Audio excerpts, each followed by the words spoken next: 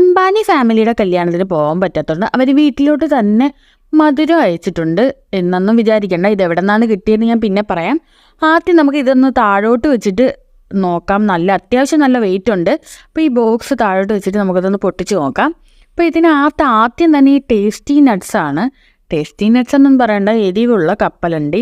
അപ്പോൾ അതാണ് ആദ്യം ഇരിക്കുന്നത്. അത് കഴിഞ്ഞിട്ട് പിന്നെ ഡിഫറെൻറ്റ് ടൈപ്പ് സേവ് ഉണ്ട്. സേവ് നമ്മുടെ മിച്ചറിൻ്റെ കോല്, മിച്ചറിലുള്ള കോല് എന്ന് പറയത്തില്ല അത്. അപ്പോൾ പല ടൈപ്പിലുള്ള സേവുകളാണ്. അപ്പോൾ അതിനകത്ത് അവിലിട്ടതുണ്ട്, അവിലിടാത്തതുണ്ട്, പ്ലെയിൻ ആയിട്ടുള്ളതുണ്ട്.